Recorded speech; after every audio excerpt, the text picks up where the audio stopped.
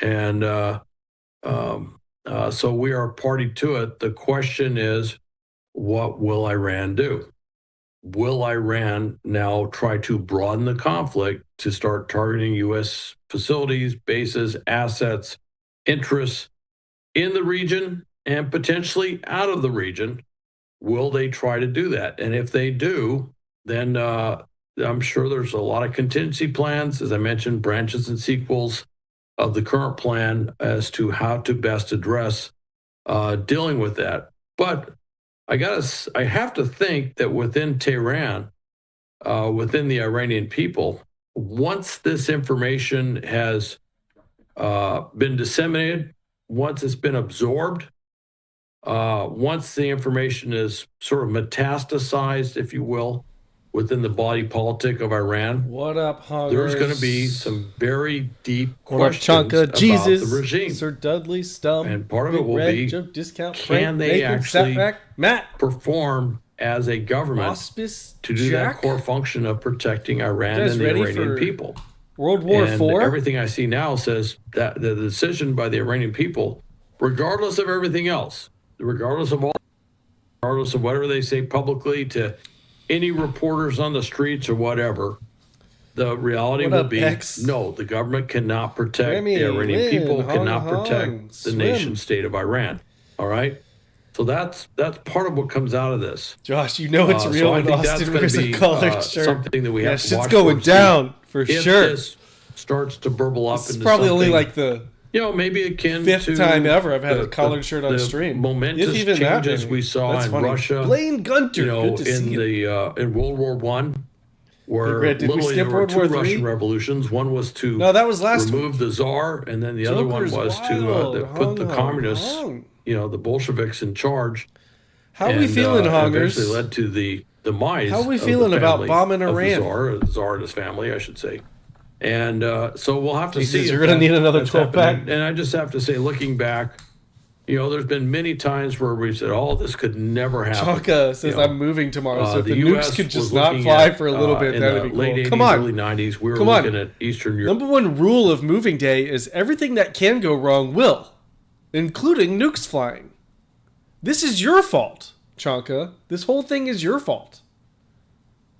Frank, I guess the question is, when are the Iranian sleeper cells in the USA going to Wonder Twin activate? Lynn, yeah, that was a quick 2 weeks, wasn't it?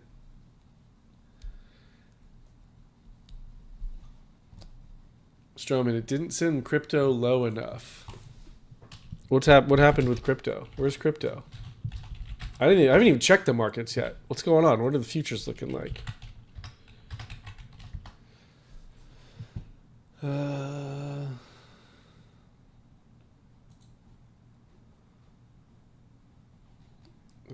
Wait, is the futures market open? No, that's got to be from earlier. Bitcoin only down like 0.75%. Not even a whole percent drop in Bitcoin. No one gives a shit about any of this, do they? No one cares about any of this. Simply Jeef, bingo cards are almost ready, just wrapping up. Are these bingo cards for Trump's speech?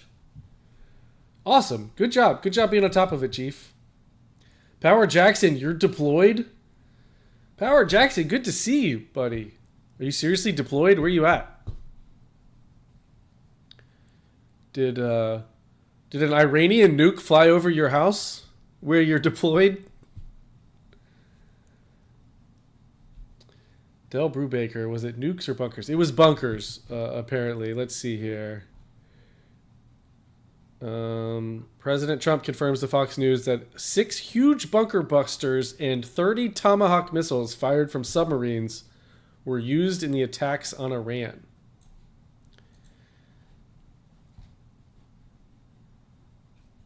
Fox News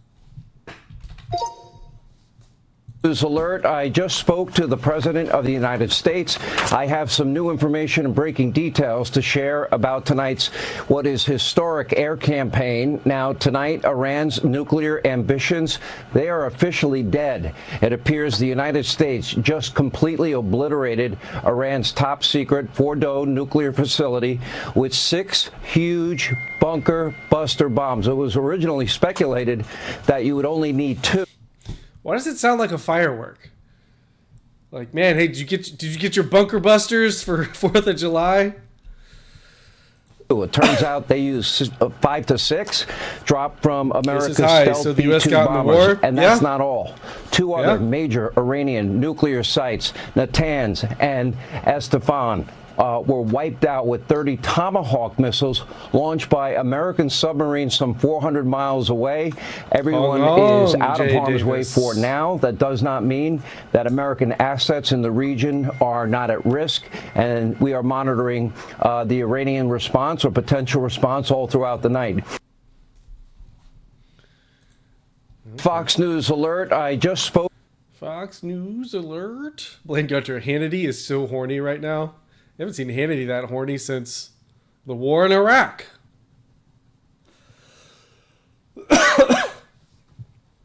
Stroman, a blockbuster is a quarter stick of dynamite and a felony. Psh, I'll take 10, please.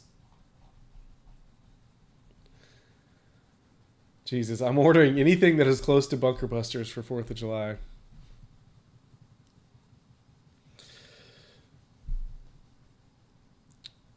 Um, 1957, welcome to the chat. Stand by. Crap, I just got real. Gas up. Now sleeper cells will activate. Oatmeal brain let in. What? Thank you for the chat.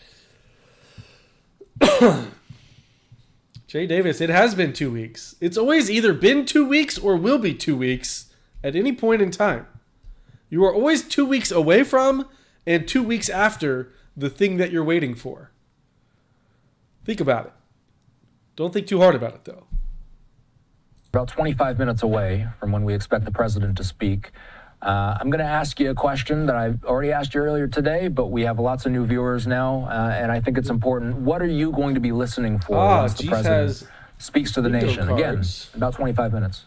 Let me get my bingo card. Here's my bingo card.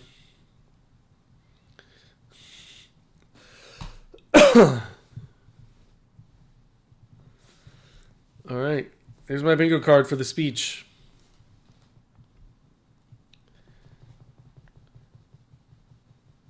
Get your own in YouTube chat. TBU-57s, those massive ordnance penetrators, those 30,000-pound bombs, 6 of those were used at Fordow. That tells me that when that text went out saying that Fordow is gone, 6 of those things hitting Fordow, yeah, that kind of implies Fordow is gone. As far as any sort of nuclear facility or whatever, it is anything underground has been completely wiped out. Frankly, there's no regime change going in there. My guess 2 is weeks. Anything above ground has been destroyed or decimated as well. Iranian state media, Mr. President, you started it and we will finish it. Oh yeah?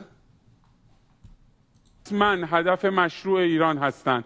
آمریکا با این اقدامی که انجام داد علیه ایران و حریم هوایی ایران را شکست و جنایت علیه ایران انجام داد دیگه جایی در منطقه غرب آسیا نداره. آقای رئیس جمهور آمریکا شما شروع کردید و ما تمومش خواهیم کرد. Can anyone confirm that's what he said?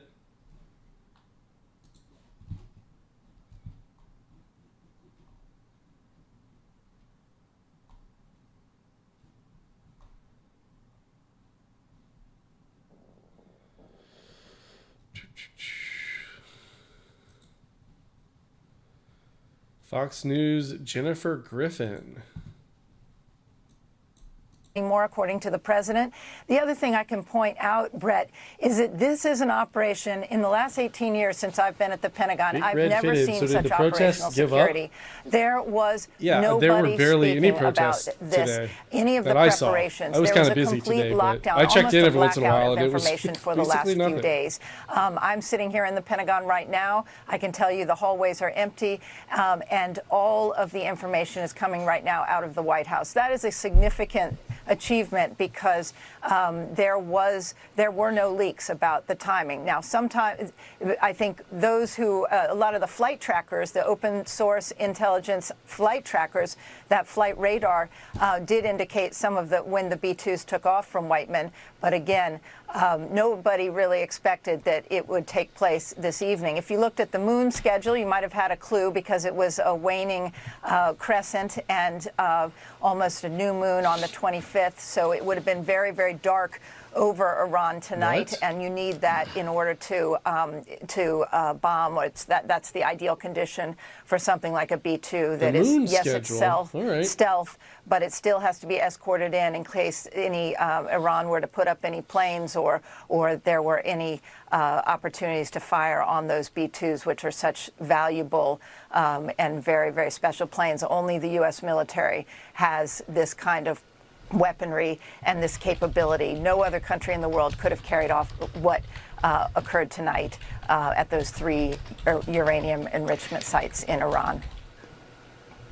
Yeah, Jen, you're exactly right on the operational security here and the fact that there were obviously some red herrings, and in a world where decisions are made and the world digests the decision even before it's made because of social media and everyone's watching everywhere, this was a pretty amazing operation. When you start thinking that the president said within 2 weeks, we are 2 days from within 2 weeks, and this happens with a post on Truth Social and no other word really getting out ahead of that is pretty stunning.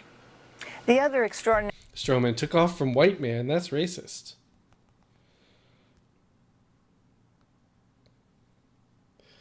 I will say, a buddy of mine texted me on Thursday and said, why isn't anyone watching Whiteman Air Force Base? Seems like it'd be pretty big tell if B-2 happened to take off. Searching everywhere, can't find anything. I might have to drive to KC. And then I didn't even respond to that. Today he just said, see above. All right. More, according to the president. Yeah, President Trump is scheduled to address the nation in about 20 minutes. In about 20 minutes.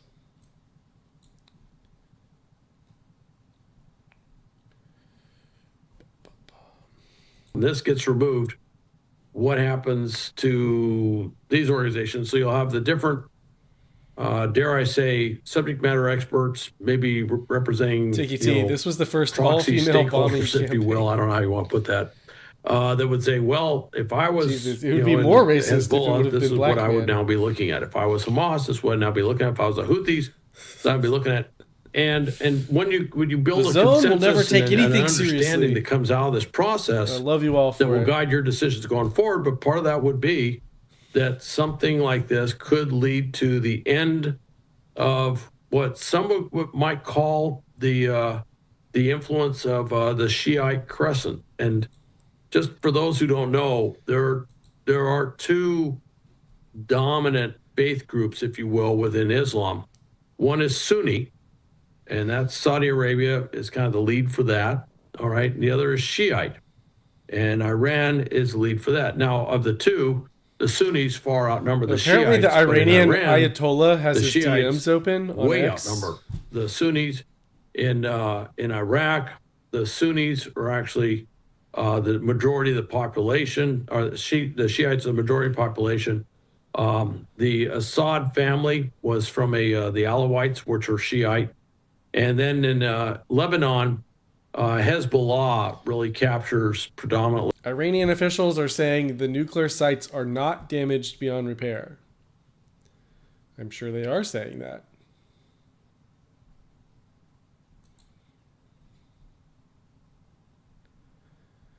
President Trump sent multiple decoy bombers west out of the U.S., juking Iranian forces while the B-2s actually dropping the bombs went east. I thought they got sent out from nuclear subs. I see we're just going to get a shit ton of misinformation about this, and we're never going to really know what happened. Strikes against Iran's nuclear enrichment sites, 3 in all in Isfahan. Okay, look back 2 weeks and see what started this. Did another raccoon get high or a gorilla get shot?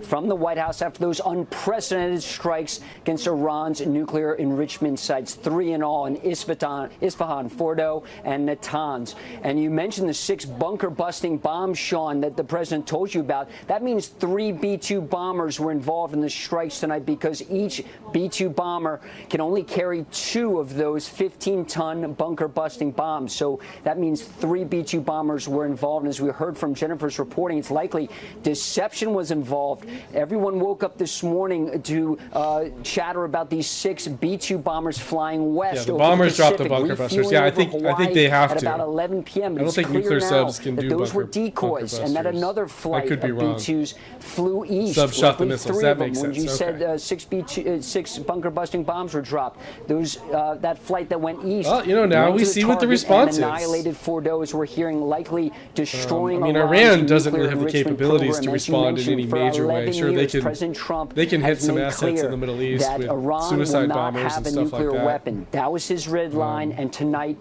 he enforced it. Does you mentioned China the step 30 up? Tomahawk Does Russia fire from step up? I kind of doubt it, but let's see.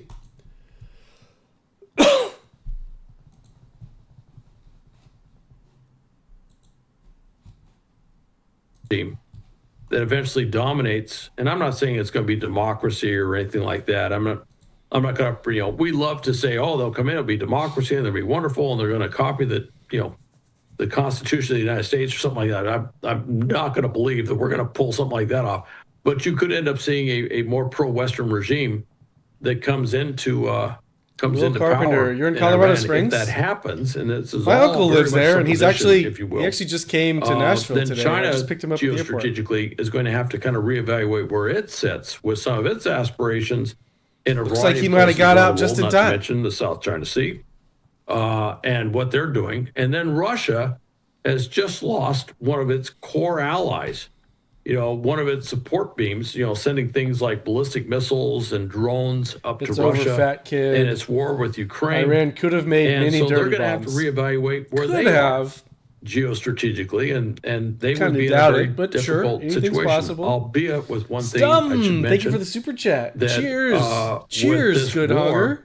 Oil prices have spiked, which has actually increased the amount of revenue going into Russia from oil sales. So in the short run, they've actually kind of profited from this war in terms of oil revenue, even though they've been pretty much cut off from any other stuff or any other support coming from Iran because of all the airstrikes and stuff. They've actually, from a revenue Patriots United, standpoint, long time no hong. What do you they mean? were It's been like a week. desperate straits, and all of a guess that's sudden a they long have time. a lot more But money I knew that they can bunker spend on more busters would fighting wake you up. in Ukraine.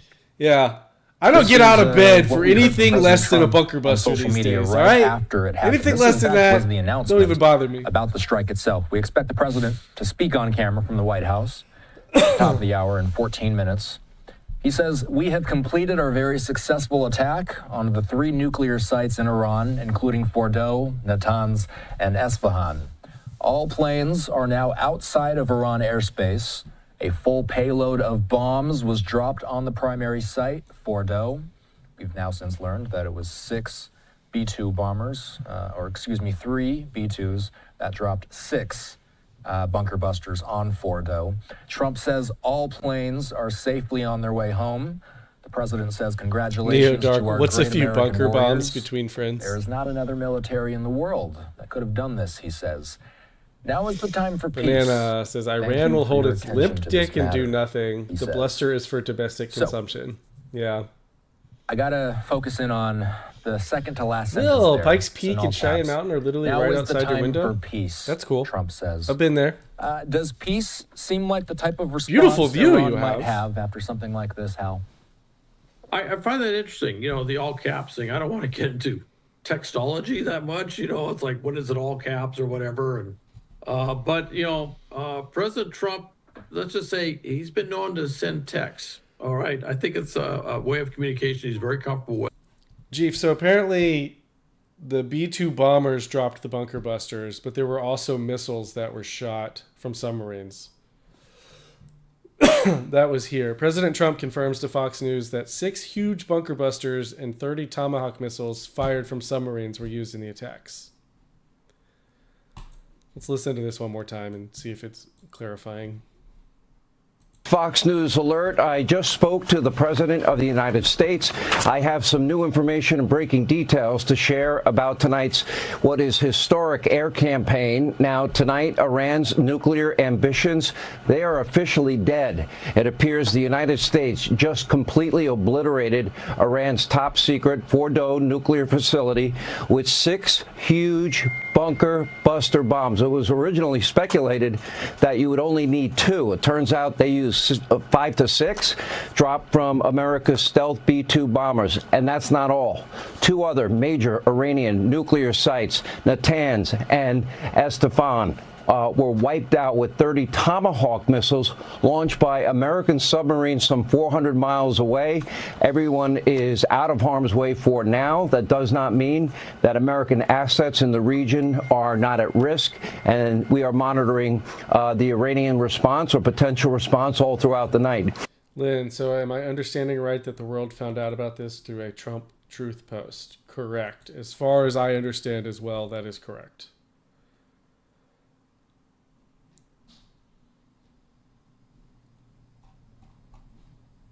A reasonable standard of living with you in power, and now you have to abandon everything you've been saying for the last 45 years plus.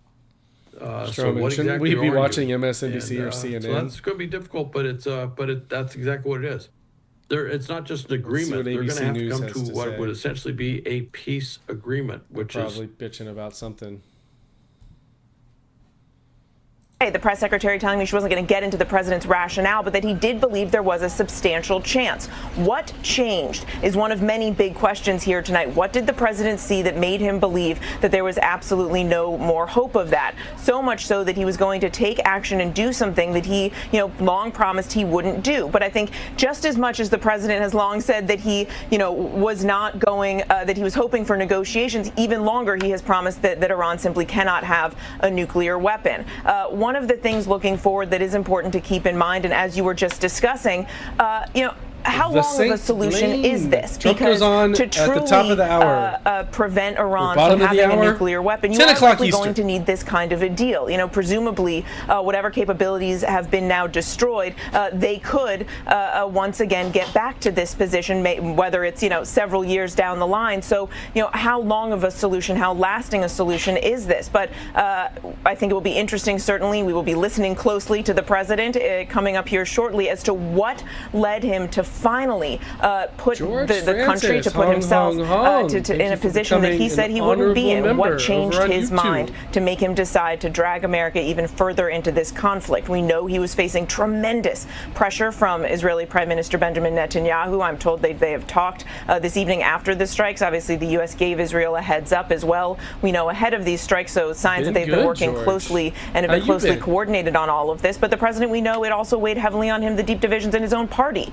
over this. He's really, we have seen this playing out very publicly over the last few days, those in his party that wanted him to hold out for talks versus those who are urging him to get more directly involved in this conflict. So we will wait and see what we hear from the president here in just a few moments. And Mary, I'd like to follow up on that because we know this meeting happened tonight between the president and his national security advisors. His director, his DNI director, Tulsi Gabbard, you still got the same number? A difference of opinion from the president on how far along Iran was or their intentions on developing a bomb. The president said recently that, well, she was wrong.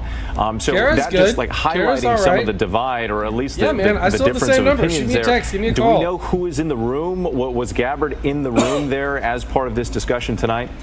Yeah, it's a very good question. Look, the president has been meeting daily at this point for the last week with his national security team here at the White House, many times in this situation. Yes. Austin Jack says Austin has IRL friends. Well, kinda. George is a honger who I met back in 2021 in Vegas. So, is that an IRL friend or a friend I met from the hong? I don't know if it counts.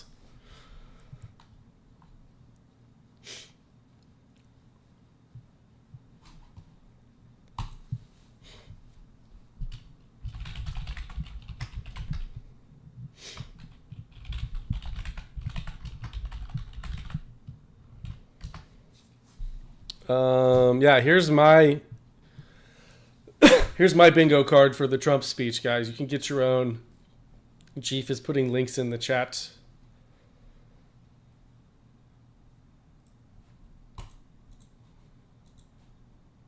Bombers. You got to remember, they're not just planes. These are planes that are designed to carry what? No Vegas weapons. invite? You know, this is the shit. When was that? That was back in like January 2021 when I went to Vegas. They didn't have nuclear weapons. Obviously, they had these. I took a girl that I met from the hong to Vegas, and we met up with George in Vegas. Great time.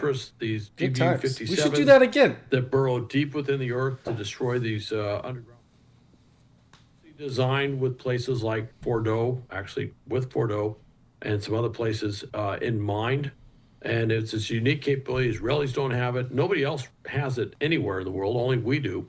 And the delivery system is the B-2 bomber. Again, the only thing that the U.S. has anywhere in the world.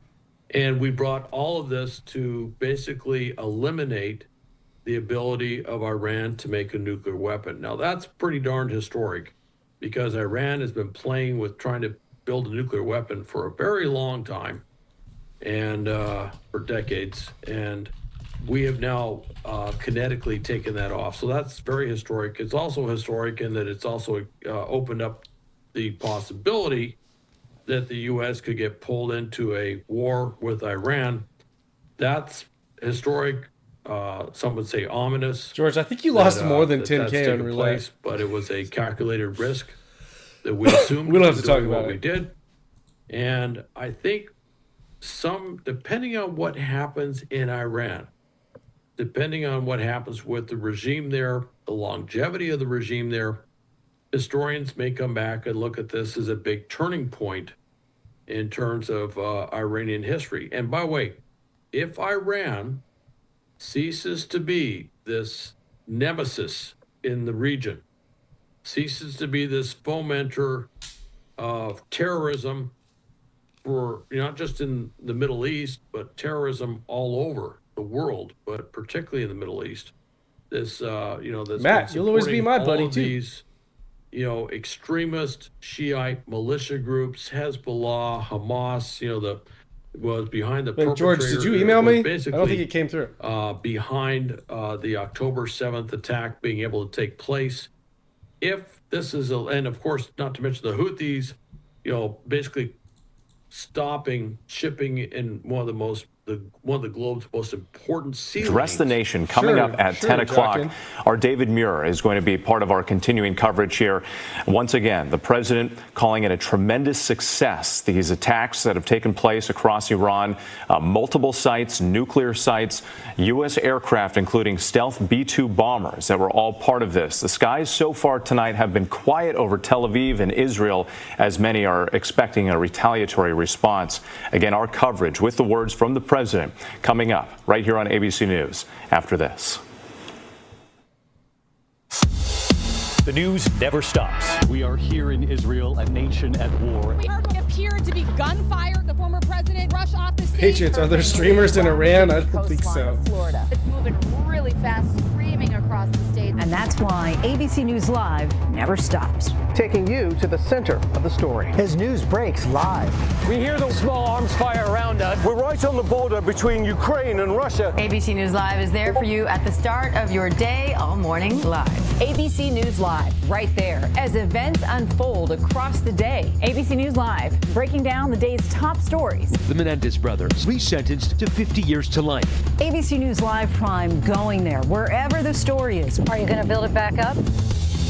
And Send ABC it where, News George? Live, lighting up the weekends. With breaking news and all the latest pop headlines. Happy Oscars Sunday. A lot to watch for tonight. ABC News Live. Hang on. Horrific in its response sweeping people off the streets, doing these executions, very public. PDX Ninjas live in Tehran. A point, imprisoning political dissenters, everything. I mean, they're a very unpopular regime for all the reasons that a regime would be very unpopular. They're also this regime that does not allow any sort of free elections or anything we consider. They scope in the elections, so only the parties or the candidates that they will hand pick are ever allowed to show up on the ballot, and then they pretty much put their thumb on the scale to make sure that whomever they want is the person that's elected. And then over the government is this, the supreme leader and his council, which are all a bunch of theocrats that basically control the country. So that's what it is, and it's this Shiite extremist belief. Since 1979, when they overthrew the Shah of Iran, they have basically built their brand on two things: destruction of Israel and death to America. That's their two favorite bumper sticker phrases. That's what they kind of identify with. And this constant, never-ending struggle, some would say war, if you will, although technically in Arabic, well, I should say jihad is an Arabic term, and jihad actually means struggle. It doesn't always mean war per se, although when we say jihad, we normally mean war. And I should mention that Arabic is not the predominant language in Iran. It's actually Farsi, so maybe it's kind of a moot point. But anyway, they have kind of built their brand on this thing, that they have this constant struggle, conflict, whatever, with Israel and the West. And part of that goes back into the history of Iran. The Shah of Iran, when he came into power in 1953, kind of the U.S. and Great Britain were behind getting him into power because there was another guy in there who we felt was too favorable, or was basically leaning towards the Soviet Union, different era, Cold War. I don't want to get into all the details, but the feeling was that the U.S. had basically, fomented a coup to put the Shah into power. They've put the Shah into power, and they've aimed everything at the West. They've been anti-Western the entire time, and so that's what that is. That's what that regime is all about. And so right now, all the things that underlie that regime, all the things that underlie, has now taken the thing they've always pointed at is like, we might be able to develop a nuclear weapon. We might be a member of the nuclear club. We might be, quote, invincible because we have nuclear capability. That's what they've kind of held out for a very long period of time. Well, in one fell swoop, we went in there and eliminated their capability to do that, as near as we can tell right now. And that's... we've heard from Netanyahu.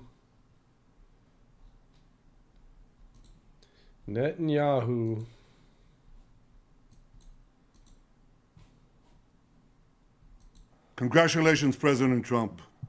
Your bold decision to target Iran's nuclear facilities with the awesome and righteous might of the United States will change history.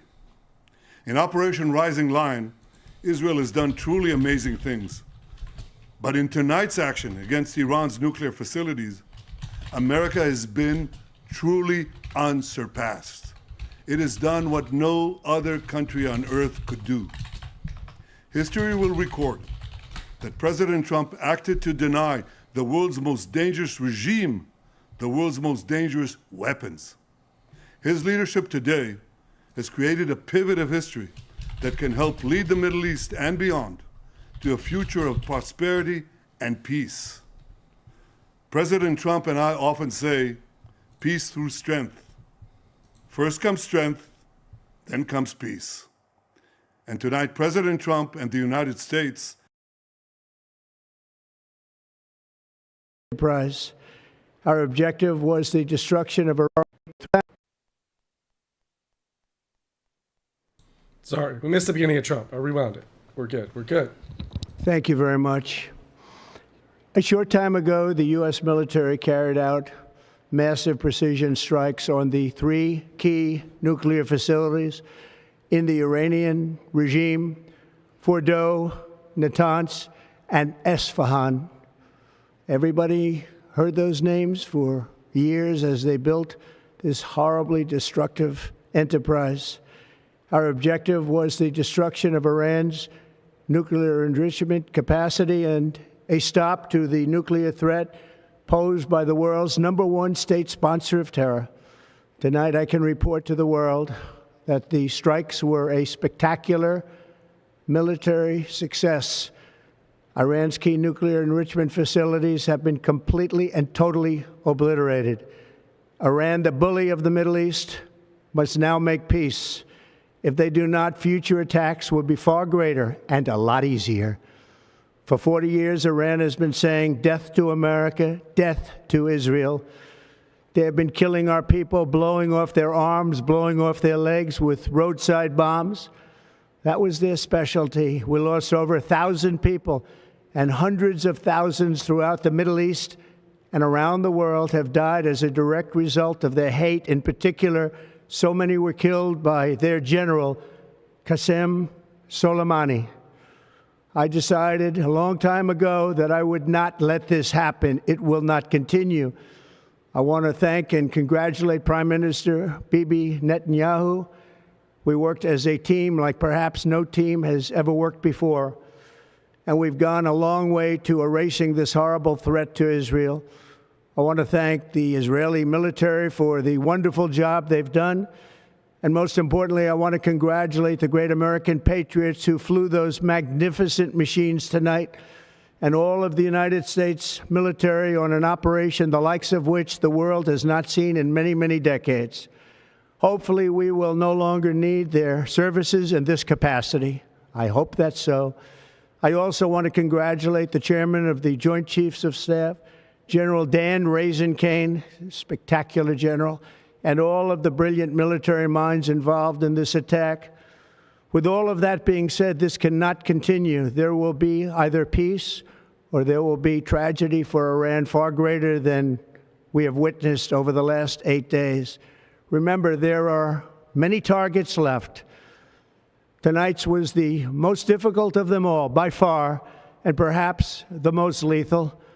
But if peace does not come quickly, we will go after those other targets with precision, speed, and skill. Most of them can be taken out in a matter of minutes. There's no military in the world that could have done what we did tonight, not even close. There has never been a military that could do what took place just a little while ago. Tomorrow, General Kane, Secretary of Defense, Pete Hegseth will have a press conference at 8 a.m. at the Pentagon. And I want to just thank everybody, and in particular, God. I want to just say we love you, God, and we love our great military. Protect them. God bless the Middle East. God bless Israel. And God bless America. Thank you very much. Thank you. That's it. That's got to be the shortest speech he's ever given, right? I didn't hit anything on my bingo card. Well, Middle East.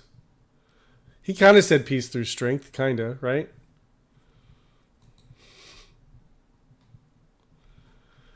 Well, Pete Hegseth was there. Yeah,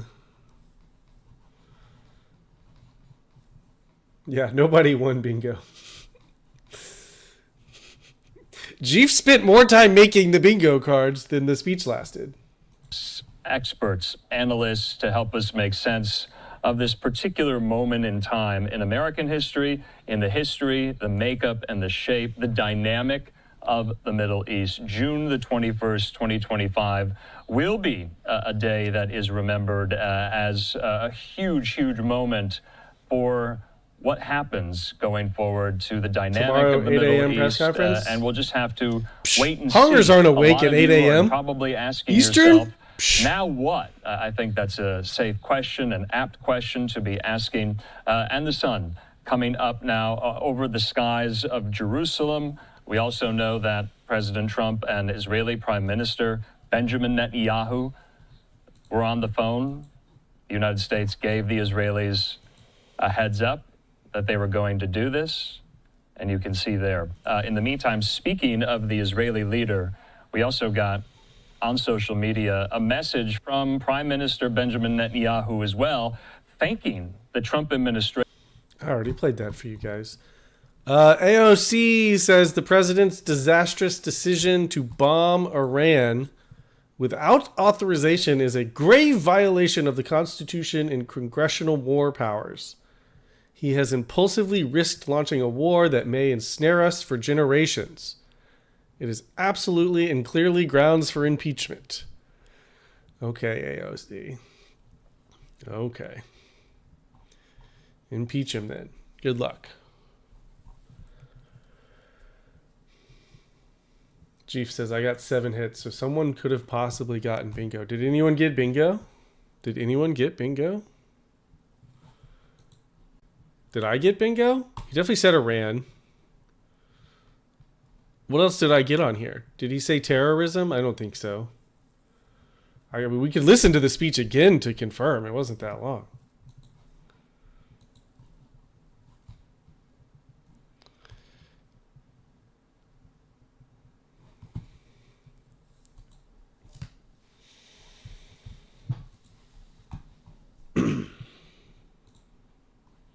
Well, hell, is there anything else going on? Any protests anywhere? Is Portland awake?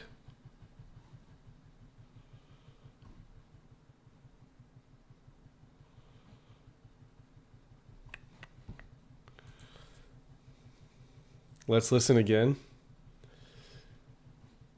I mean,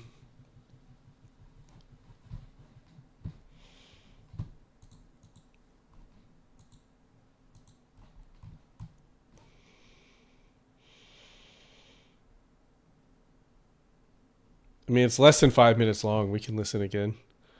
What the hell? Thank you very much. This time I'll have the bingo card over here. A short time ago, the U.S. military carried out massive precision strikes on the 3 key nuclear facilities in the Iranian regime, Fordow, Natanz, and Esfahan. Everybody heard those names for years as they built this horribly destructive enterprise. Our objective was the destruction of Iran's nuclear enrichment capacity and a stop to the nuclear threat posed by the world's #1 state sponsor of terror. Tonight, I can report to the world that the strikes were a spectacular military success. Iran's key nuclear enrichment facilities have been completely and totally obliterated. Iran, the bully of the Middle East, must now make peace. If they do not, future attacks will be far greater and a lot easier. For 40 years, Iran has been saying death to America, death to Israel. They have been killing our people, blowing off their arms, blowing off their legs with roadside bombs. That was their specialty. We lost over 1,000 people, and hundreds of thousands throughout the Middle East and around the world have died as a direct result of their hate. In particular, so many were killed by their general, Qasem Soleimani. I decided a long time ago that I would not let this happen. It will not continue. I want to thank and congratulate Prime Minister Bibi Netanyahu. We worked as a team like perhaps no team has ever worked before. And we've gone a long way to erasing this horrible threat to Israel. I want to thank the Israeli military for the wonderful job they've done. And most importantly, I want to congratulate the great American patriots who flew those magnificent machines tonight, and all of the United States military on an operation the likes of which the world has not seen in many, many decades. Hopefully, we will no longer need their services in this capacity. I hope that's so. I also want to congratulate the chairman of the Joint Chiefs of Staff, General Dan Raisin-Kane, spectacular general, and all of the brilliant military minds involved in this attack. With all of that being said, this cannot continue. There will be either peace or there will be tragedy for Iran far greater than we have witnessed over the last 8 days. Remember, there are many targets left. Tonight's was the most difficult of them all, by far, and perhaps the most lethal. But if peace does not come quickly, we will go after those other targets with precision, speed, and skill. Most of them can be taken out in a matter of minutes. There's no military in the world that could have done what we did tonight Not even close. There has never been a military that could do what took place just a little while ago. Tomorrow, General Kane, Secretary of Defense, Pete Hegseth will have a press conference at 8 a.m. at the Pentagon. Okay. And I want to just thank everybody, and in particular, God. I want to just say we love you, God, and we love our great military. Protect them. God bless the Middle East. God bless Israel, and God bless America. Thank you very much. Yeah. Well, I got close to bingo.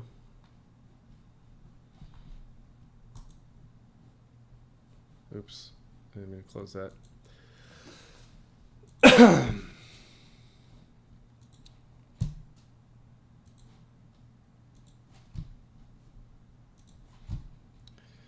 Well, we await reactions from the Middle East. He's saying also there are many targets left. Say he will go after other targets if deals are not reached. Dabney, politics are exhausting. Yet again, as he has done throughout the course of this entire story, leaving the door open, yet again, to diplomacy. We'll see if that's actionable or operative at all in the wake of this. Diplomacy in the through meantime, bombs. I want to go out to Capitol Hill. We have a live picture there. I don't think Iran really has a choice. It's a little bit after the 10 o'clock hour there in D.C. Man of low Chad moral Pergram fiber reporting advances this, that Indian it wasn't kids only made the DC Israelis that got a heads up. A senior White House official saying the White House gave a courtesy heads up. St. Floyd's Banana earlier said AOC is an idiot and 100% wrong. John I feel like you can make that statement at any time of day. Mike Johnson, and I would imagine be pretty close to correct. The Democrats also in charge in the minority, Senate Minority Leader Chuck Schumer, and also House Minority Leader Hakeem Jeffries. Speaking of Hakeem Jeffries, he put out a statement saying this, that Donald Trump promised to bring peace to the Middle East. He's failed to deliver on that promise. The risk of war is now dramatically increased, and I pray for the safety of our troops in the region who have been put in harm's way. President Trump misled the country about his intentions, failed to seek congressional authorization for the use of military force, and risks American entanglement in a potentially disastrous war in the Middle East. Jeffrey says, first, the Trump administration bears the heavy burden of explaining to the American people why this military action was undertaken. Second, Congress must be fully and immediately briefed in a classified setting.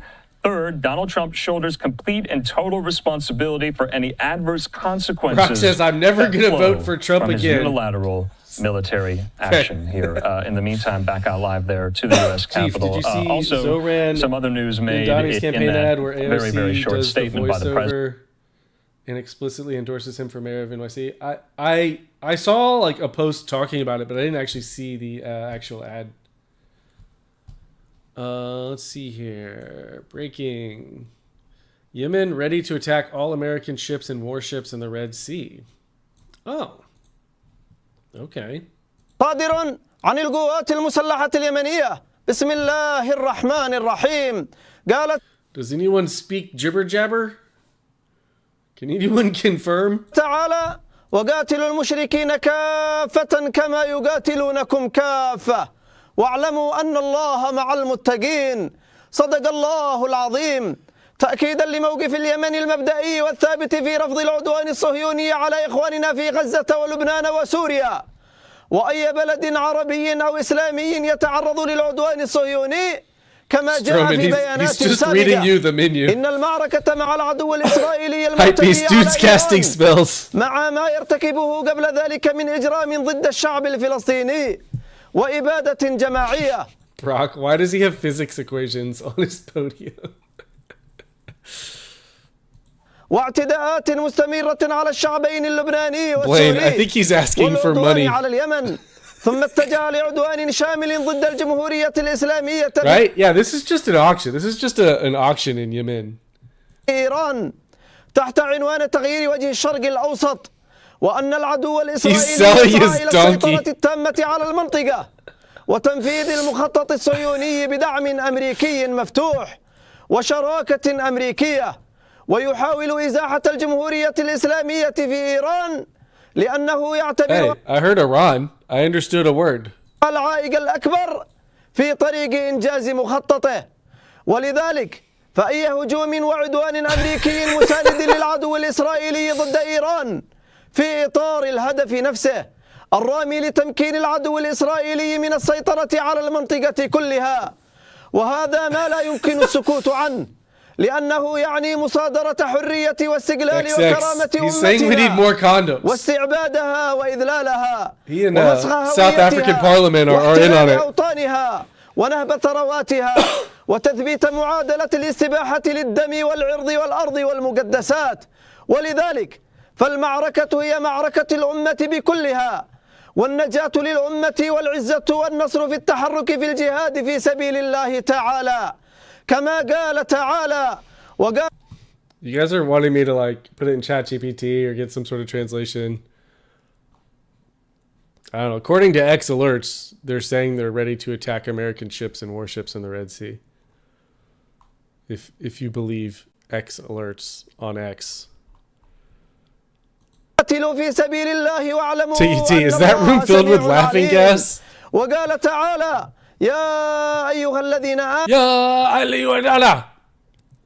I think he's just commentating a soccer game or something. إن تنصروا الله ينصركم ويثبت أقدامكم صدق الله العظيم. Okay, Kate, he's pissed.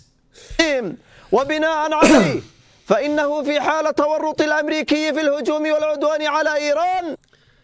Merchant Band, tough talk from deep in your bunker. Hey, we got bunker busters. Yeah, you're not safe anywhere. George.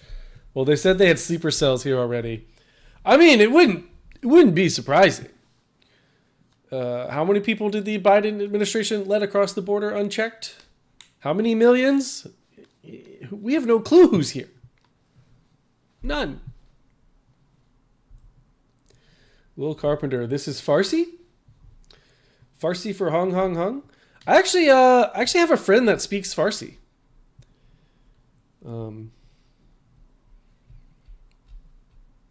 I don't know if he'll get on the zone though. مع العدو الإسرائيلي فإن القوات المسلحة اليمنية سوف تستهدف سفنه وبوارجه في البحر الأحمر. إن القوات المسلحة تتابع وترصد كافة التحركات في المنطقة منها التحركات المعادية ضد بلدنا، وإنها بعون الله ستتخذ ما يلزم من إجراءات مشروعة للدفاع عن بلدنا العزيز وشعبه الأبي.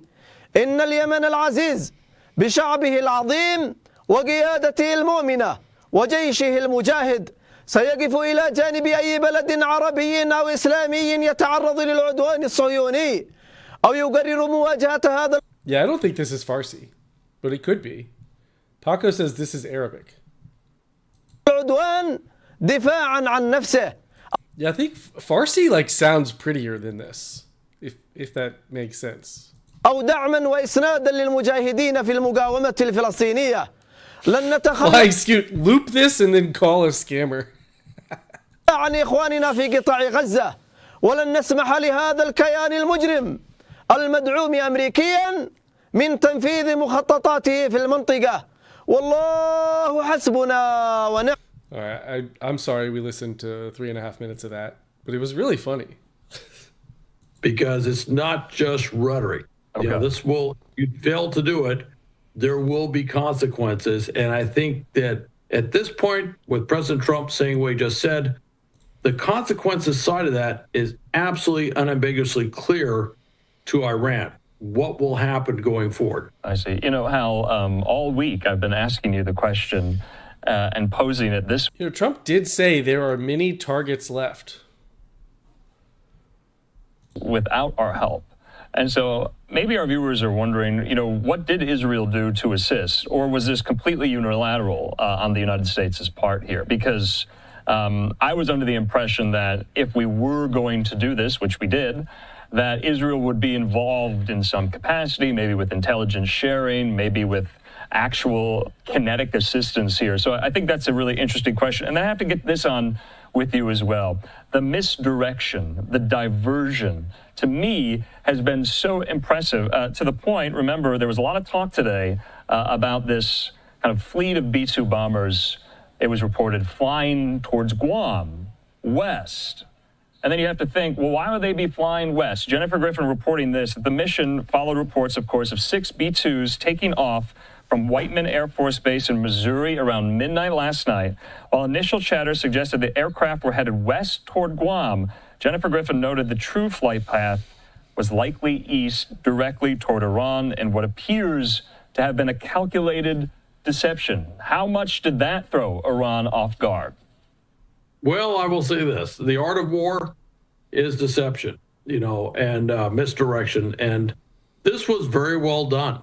It was, they said they're going west. I actually, I was sitting there doing the math. I'm like, you don't really gain much by forward deploying our bombers to Guam. And by the way, I should mention, I've been to Guam a lot. I've been on Anderson Air Force Base. I've seen the hangars where the B-2s are stored. I mean, I'm very familiar with that. But the math just doesn't support it. The only thing you really gain out of it is that if you're going to do a really long-range mission out of Guam, you don't get anything in terms of range. But if you're doing a long-range mission, you may not have to overfly some places that you otherwise would have to overfly, which is kind of important when you're doing long-range bomber missions. But there wasn't a whole lot that was gained from doing that. Now, what we're certainly seeing is they said, hey, we're going to Guam. Now, Guam is known to host B-2s. They have a facility to do so. They have a big hangar and stuff. So that would make sense, to say, okay, they're going to Guam, because that is the one place we acknowledge where we could actually put B-2s other than White Air Force Base. So it's, it's like, okay, but it was complete misdirection. They had launched.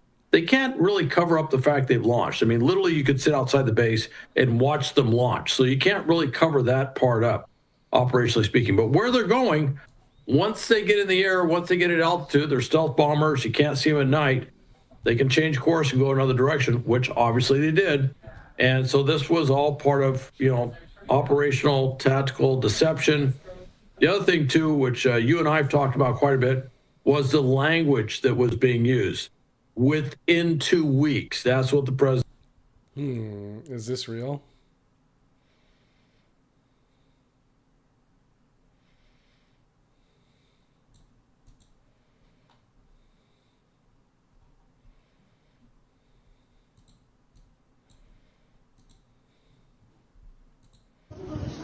من به گازوی شهرانو زدم.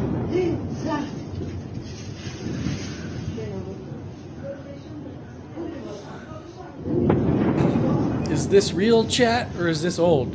Or is it AI? دارن میزنن.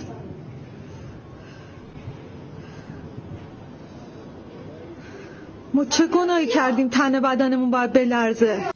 Randy O, mostly peaceful bunker busters.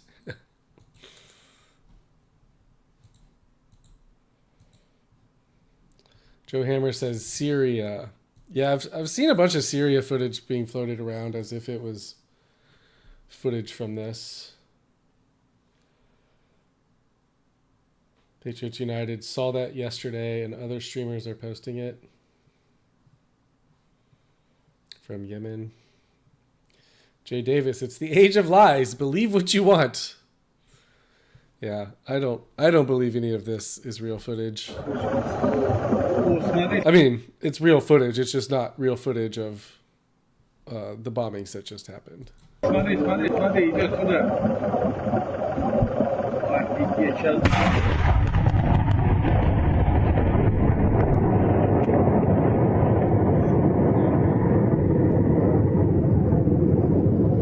Will, so the first video I played is like 4 days old? Is that what you're saying? What about this one?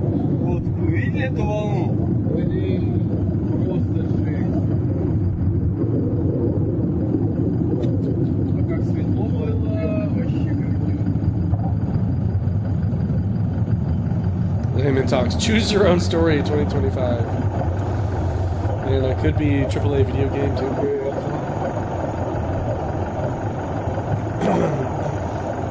Chief says Iran is claiming they removed all enriched uranium from the sites in advance and that no radiation is expected. Could be bullshit. Who knows? That actually raises a good question. Why wouldn't they remove it? I know it's not just that easy, but they've had a lot of time to remove it.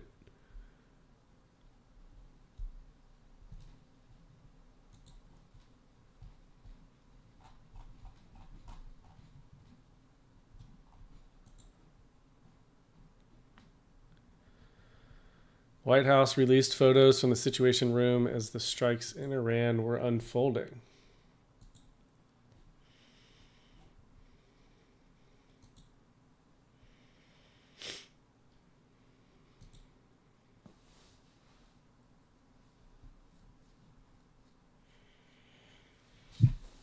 There you have it.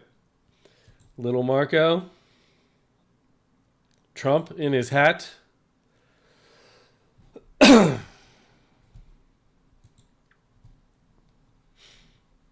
you guys think John McCain is happy right now? Think he's happy in his grave?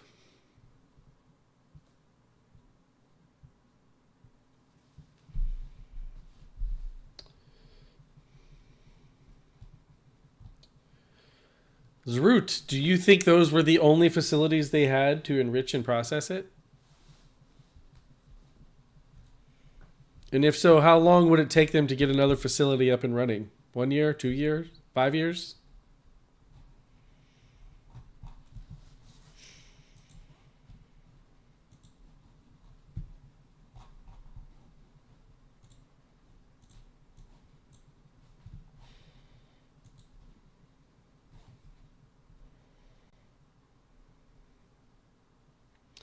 Fat boy, what's John Bolton up to these days? Were not rescued. They were released upon the President Reagan taking. Says, thank you for the super chat. Says, the nuclear material at Fordow is free. You can just take it and move it anywhere. Banana says 5 years, at least 3.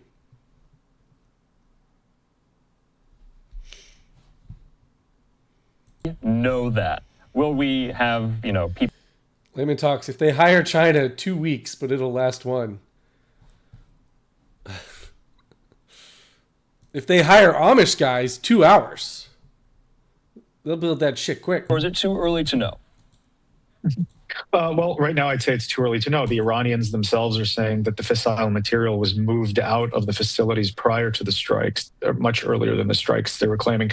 Now, look, is that true? Is that a face-saving claim so they can walk down the de-escalatory ladder? Right now, these strikes put them in a position where they may have to respond in some fashion. They've been threatening to attack U.S. assets and U.S. personnel for some time. If any strike by the United States occurred in Iran now, it's time for them to put their figurative money where their mouth is, and they may not want to do that because there will be consequences. As President Trump said, you attack us, we're going to keep attacking back. So it may be that this is their way, claiming that the fissile material is moved to be able to walk this back and not follow through on these threats. It may be true. I think time will tell more so than anything. We have the intelligence that the Israelis were able to gather on location of these sites. I'm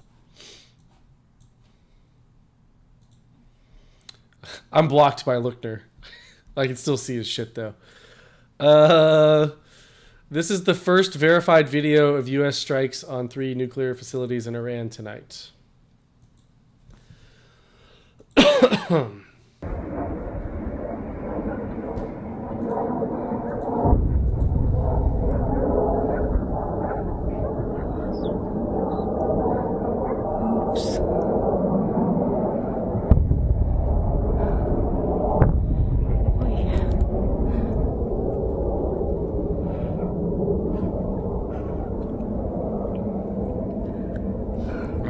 LMAO, how did you get blocked by Lookner?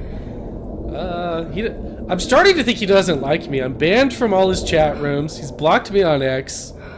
I'm starting to get the feeling the guy doesn't like me very much. I don't know. Lunchbox! Good to see you, brother. Checking in between fights. Go Tigers.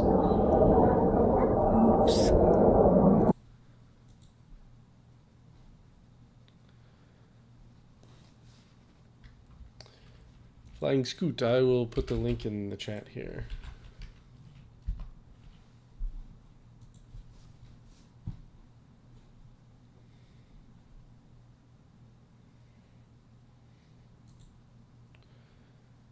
George Francis, who are you talking about? Oh, Steve Lookner over at Agenda Free. You know, the Spaz Man.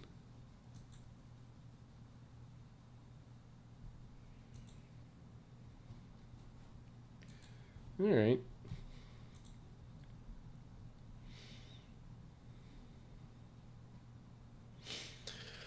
Future Israeli military action in Iran will depend on how Tehran reacts to the U.S. strikes against its nuclear facilities, a source tells CNN. It remains unclear whether Israel will continue its airstrikes in Iran. Okay, so basically, we'll have to see what happens to see what happens. Cool, thanks. Jay Davis, I see why that building was unprotected. It has a sloped roof. Had a sloped roof. Had.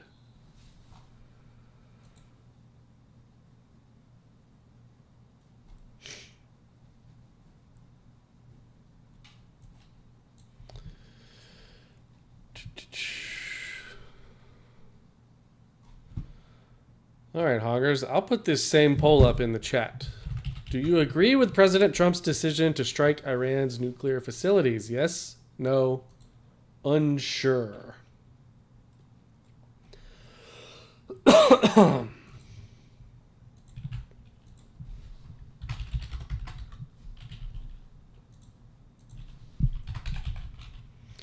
Actually, fuck the unsure. None of you are unsure.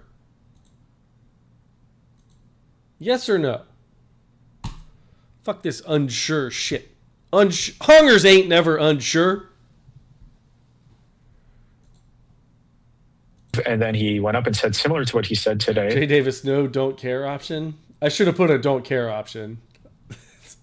And Iran could, there are reports that the United States had informed Iran that there's no intention on the part of the United States to engage in regime change in Iran, that these strikes will be a one-off, that they will target these facilities, and that'll be it for us. Now, Iran obviously has to engage in some face-saving measure. This is more, as much for them to restore deterrence to the extent that they can restore deterrence after this, as it is to show that their base, and this is the real threat to the regime, that they are still capable of responding in kind, of retaliating in kind, that they're not just going to take this quietly. But it could. All right. Iran state media says only entrance and exit tunnels of Fordow nuclear site were damaged. Sure. Yeah. تنها بخشی که در سایت هسته‌ای فوردو آسیب دیده این تونل‌های ورودی و خروجی بودند و آسیبی به خود تأسیسات تنها. Okay. I believe you. Bear the brunt of whatever Iran does, Israel, that they will suffer the slings and arrows of what we have done in still the skies of Tel Aviv, Jerusalem, Haifa, and the like here. Do you think that could happen? It's very much a possibility. The Home Front Command, just prior to President Trump speaking, had issued updated instructions to, Ed, I did see that. The AutoZone in Pasadena got looted last week. Ballistic missiles attacks had become less frequent. For another AutoZone. Fewer missibles per barrage. The Israelis AutoZone can't catch a break, and now they've raised those alerts again. So I think the Israelis are expecting some kind of retaliation. And look, let's be honest here. The Israelis fired the first blows in this. They paved the way today. There were reports today that the reason the B-2 bombers were able to make it into Iran safely and out was because the Israelis were destroying Iranian assets along the way that could have impeded the movement of these B-2 bombers. Live so look at McCain's grave. The Israelis are involved and that they contributed to the strike. So there could be retaliation against Israel. Okay, so some more kind of philosophical questions right now. I'm not even sure if it's time for that because this is still a breaking news story. But you and I talk about the 30,000-foot view from this. Is it naive to say that after Floyd's banana, 60,000 pounds of T&E, 'tis but a scratch. Okay, Tehran, Tommy.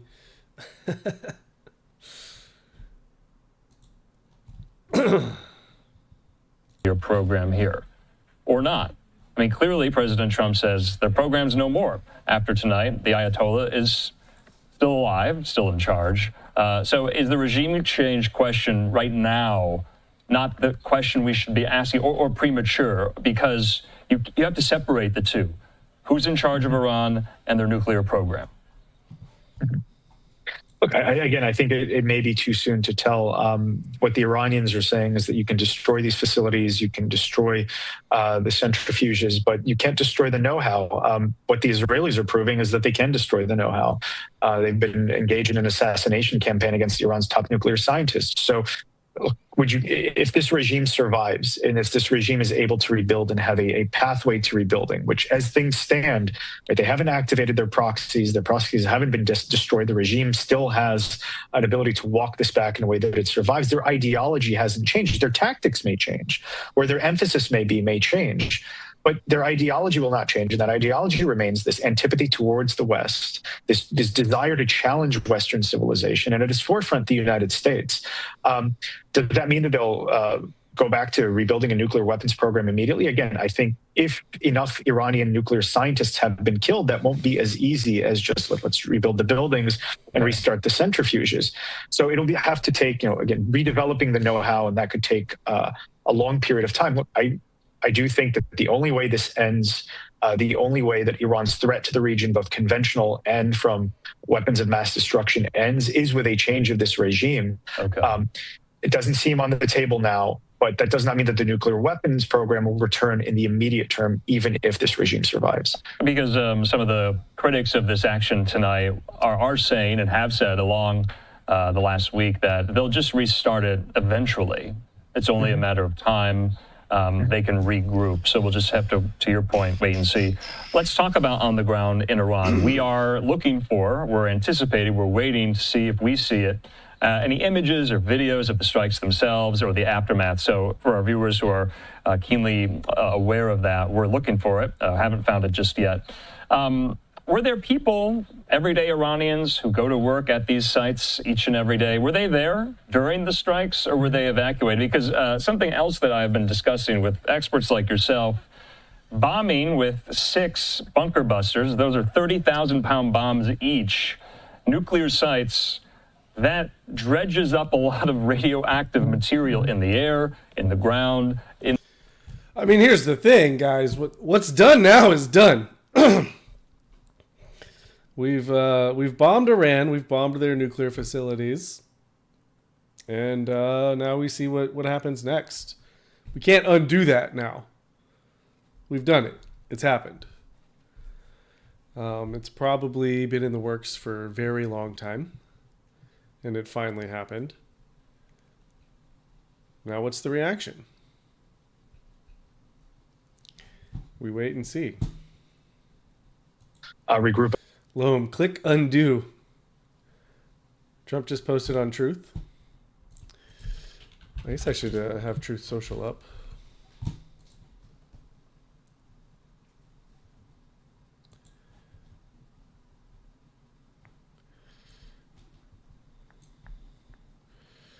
Any retaliation by Iran against the United States of America will be met with force far greater than what was witnessed tonight. Thank you, Donald J. Trump, President of the United States. Just in case you didn't know who posted this, and just in case you didn't know Donald Trump was president, I'm glad he added this last part here. I know he does that a lot, but it's funny every time. Thank you from President Trump. I'm just going to start saying thank you, Austin Zone, after I say anything. Following all throughout the last 2 weeks here, what if they don't buy those arguments? Brock says, I like Gates' option of holding them both to the same standard. Both get investigated and both get rid of their nukes. I bet, there's an argument to be made that, Israel shouldn't have nukes either. But it seems that any nation, once they actually get nukes, you're not giving them up. I mean, North Korea has nukes. For a long time, the United States government said North Korea can never have nukes. We got to make sure they never have nukes. And then they got nukes. It's like, well, North Korea has nukes now. And moving on. I don't think nations give up nukes once they have nukes. Term threat assessment, where in the more immediate term, yes, the Iranians are a bigger threat to the state of Israel. Israel is the only country that Iran has slated for destruction. But at the same time, let's understand the reason for Iran's enmity towards Israel. It's not Hillary Clinton. I often like to say it's not that they hate us, the United States, because we support Israel. They hate Israel because it's an extension of the United States. And Ukraine don't listen to David Daoud saying this. Listen to Hezbollah, which is an Iranian asset, saying this. I'm an expert on Hezbollah. This is what I know best. They keep calling Israel a forward military base and a tool of the United States. The narrative, even on the 2006 Israel. Didn't Ukraine lose a bunch of their nukes? Aren't there like a bunch of nukes that are just floating out around there that Ukraine lost? Or am I crazy? Ukraine had those nukes on layaway. Everything flows from that, including Israel's military might. And the way that the Iranian regime I'd forgotten about South Africa because, as one does, I don't think about South Africa that much. Even though we are parliament, you guys are right about South Africa for sure.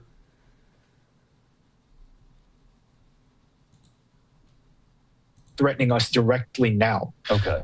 In the sense that South Africa ballistic missiles falling on Israel. But there is a broader threat, and there's a broader attempt by the Iranian regime and like-minded regimes to weaken the United States. And in doing so, that will threaten our way of life here in the United States. Again, it doesn't have to happen in a year or two, but over the long run, that is their intention. So setting this regime back. And I love that there's just a whole bunch of lost nukes floating out around there. That's a comforting feeling, isn't it? I forget where I put my nuke. It's like Hunter Biden and laptops.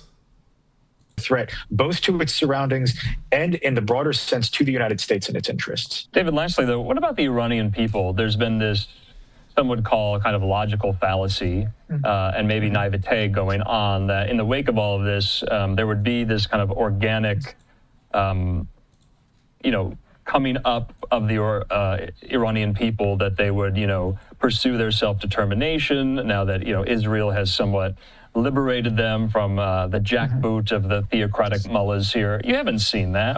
Are people naive to the fact that that's actually going to happen? What does your everyday Iranian think about what's going on? Do they like the regime? Do they want the regime gone? Is this positive? Chad Lynch, the Air Force accidentally dropped on the U.S. one time. Well, and wasn't there a nuke that went off that was detected and we don't know for sure who even did it?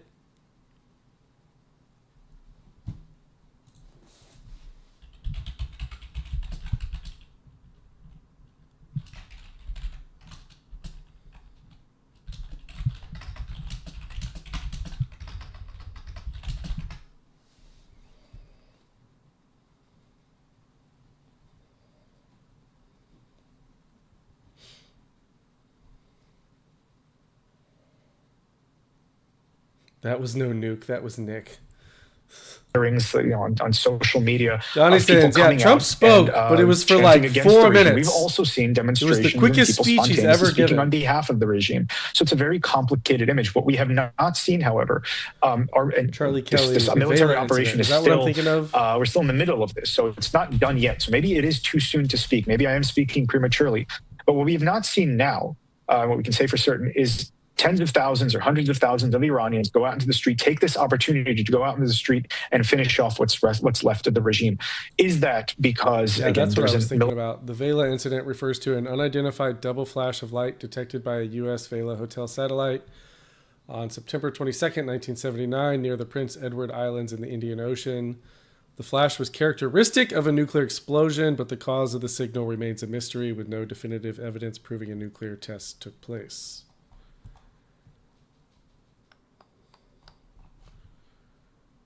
To come out and protest the regime. It's unclear. Again, I can't speak to the nitty-gritty of this. Sure. All I can say is that each side has the interest now in playing up their respective support. All right. David Daoud, we're going to have to leave it at that. Always good to see you. Your insight is extremely valuable. We'll definitely be chatting soon, I would imagine. Thanks so much, David. Have a good night. My pleasure. Okay, in the meantime here, we're going to keep this going. We're going all night in our continuing coverage of what is very historic. I asked that question right off the top to David. Has the United States ever struck targets militarily inside the country of Iran? And no, that was the answer there. So in the meantime, remember, we're on the lookout for some of these visual aids, videos, photos inside Iran of the explosions themselves. Haven't seen them yet confirmed. There's a lot kind of percolating out there on social media. We'll wait to confirm some of those images and media and bring those to you so you can see for yourselves the aftermath of some of these strikes inside of Iran at these 3 nuclear enrichment facilities. Let's put up the map yet again as we continue to bring in more expert analysis, reporters, guests. On deck is my friend and colleague at the Washington Examiner, Michael Brest. He covers the Pentagon each and every day. So there you can see. And I want to just read from President Trump's initial post on Truth Social, telling the world this is what the United States did. He said, "We have completed our very successful attack on the 3 nuclear sites in Iran, including Fordow, Natanz, and Isfahan. All planes are now outside of Iran airspace. A full payload of bombs was dropped on the primary site, Fordow. All planes are safely on their way home. Congratulations to our great American warriors. There is not another military in the world that could have done this.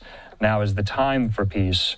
Thank you for your attention to this matter." And I believe he posted yet again on Truth Social moments ago saying this: "Any retaliation by Iran against the United States of America will be met with force far greater than what was witnessed tonight." Hopefully we just get nuclear war and get it over with, if that's the case. Of the United States. And I think it's a safe question. Probably a lot of you have. What will Iran do in response? What will that even look like? Also, we're getting kind of a inside view into the Situation Room. The White House... FedEx founder Fred Smith has died. He was 80 years old. As the president's national security team were witnessing it in the room itself. This is from the White House. Take a look at some of these photos there. You see the vice president in the foreground, of course, Secretary of State Rubio. So the White House just releasing these. You also see Chairman of the Joint Chiefs, Kane, also White House Chief of Staff, Susie Wiles, CIA Director John Ratcliffe, also Defense Secretary Pete Hegseth. All right, here is allegedly the timeline of the U.S. airstrikes on Iran, all times in Iran local time. Before 1 a.m., Israeli drones triggered air defense systems across multiple Iranian regions. 1:14, fighter jets reported over Shiraz. 1:22, multiple aircraft spotted over central Iran. 2:04, 2 jets, likely bombers, and a loud explosion reported near Qom, close to the Fordow nuclear facility. 2:13, explosion heard near Kashan, another city in proximity to Fordow. 2:38, what happened between 2:13 and 2:38? Explosion at Fordow, initially believed to be an intercepted drone, later proven false. 2:41 a.m., loud blast reported at Isfahan's atomic energy facility. 2:46, explosion heard at Natanz nuclear facility. 2:55 a.m., widespread GPS jamming observed across Iran. End of strike sequence. It's quite an operation. Chiefs. So I think on a very basic level, there are questions that need answering in terms of confirmation, what troops were involved in the mission, what exactly were their targets. We're still a little early in terms of battle damage assessments, but any initial reads on just sort of how successful the mission was. And then to look forward, a question that I'm wondering is how exactly have they gone about preparing U.S. bases in the region should they come under attack from Iran in retaliation?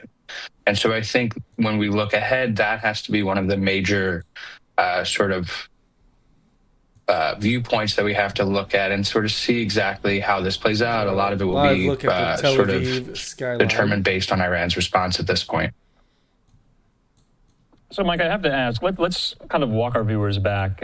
Earlier in the day, there was so much reporting about the B-2 bombers, 6 of them that were flying, it was reported, to the west, toward Guam. Jennifer Griffin, our colleague at Fox, who reports alongside you at the Pentagon, said this, that the true flight path was likely east, directly toward Iran, and what appears to have been a calculated deception. I'm not a military expert by any means. A B-2 plane, a B-2 jet, what is it? What is its payload? Obviously, a very large payload in order to carry a 30,000-pound bomb. Those bunker buster bombs, 30,000 pounds each. We used 6 of them. Also, we use multiple Tomahawk missiles here. If you could, walk us through the materiel that was used. So as you mentioned, the B-2 bombers are housed at a military base in Missouri. Yeah, so that's where they took very off from. split in the chat on this as one. Jen Griffin reported, it seems like is this the all most reporting we split saw about the some of Hong has ever B2s been on going an west issue? was actually somewhat of a deception. Possibly, yes. It shouldn't be hard, or that shouldn't be too difficult to think through or prove, considering the Pentagon announced earlier in the week that they had forward positioned a refueler aircraft in Europe. And so the refueler aircraft allow for the B-2 bomber to be refueled while in the air. So there is a possibility that these B-2s went right from Missouri to the Middle East and back, having to be refueled in the air several times, but that is a possibility. And then, as you mentioned, these bombers carry, or in this instance, we've been told carried the 30,000. It's called the Massive Ordnance Penetrator. It's one of the largest non-nuclear weapons the U.S. has. And it's specifically designed to hit a hardened underground target. So that's exactly why they were using. Okay, so it's now like almost 6:30 a.m. in Iran. Are they going to do anything? Throughout the last week was... especially in U.S. defense circles, even within the White House, it was reported that Trump and others, they weren't so sure that the bunker buster bombs could do the job. Has that been disabused as of tonight, according to the president? Davis, I just found 400. I don't give a fuck votes in a suitcase under a table. The nuclear program. Well, you're going to have to wait for there to be a leaky pipe all the worry for you to that submit the those bunker votes. busters Okay, might how not it works. do the job. Was that much ado about nothing, or no? Well, so I think it's a little too early to tell exactly, because the president sort of gave an overall assessment of the operation, but we don't know any of the specifics. We haven't seen or heard Ninja. Can they do anything? The destruction that was actually caused. Probably not. And so I think it's a little too early. But part of the reason there was this concern or this mystery about whether or not using these bombs would be successful is because the U.S. Air Force has never gone on record saying they've ever used it before. So the fact that this is the first time they've actually dropped a bomb is in it of itself I have world a fatigue. New experience for the military. So they're probably still evaluating the success. Can you reiterate that point? Mike, can you reiterate that point? I think that's very significant. You just said the United States military has never publicly acknowledged the use of these bunker buster bombs until today. Yes, exactly. And so it's really hard to see even how the U.S. would be able to know the success of it this soon after. Okay. And so I'm sure in the days and weeks ahead, and I'm sure the Secretary and Chairman of the Joint Chiefs of Staff will probably give some level of an update tomorrow, but it could be several days, if not a couple of weeks, before we get a full understanding of how successful these massive ordnance penetrator bombs were. And I'm sure a lot of that information will be classified, and we'll find out from the unclassified details that emerge. All right, let's talk about what other questions you might ask. Of course, we're going to be showing the press conference in full tomorrow live. What else do you want to know? What does Secretary Hegseth and the Chairman of the Joint Chiefs need to first explain? How they did this, how it was carried out, how it was executed, the help. What else do you want to know? I think there are a lot of questions in terms of how long has this been in the planning? There's been some disagreement about the assessment on how close Iran was to actually getting a nuclear weapon. I think these are questions that the Pentagon should discuss, in part because they haven't been briefing reporters or haven't held a briefing in the last week since this war got underway. So there are a lot of questions. I would love to ask questions about the U.S.'s involvement in the defense of Israel. We heard from sources within the building that they were involved in intercepting Israeli missiles, or Iranian missiles heading for Israel, but we don't know how many. We don't know how successful the U.S. was in their efforts. And so there's a lot that the Pentagon will be asked about because they haven't briefed since Israel and Iran went to war a week and a half ago now. Now, they haven't only just not briefed since then. From what I understand, there's... Okay, according to an Israeli source to ABC, the U.S. and Israel practiced this strike in a military exercise about a year ago. IDF hitting Hezbollah in Lebanon hard right now.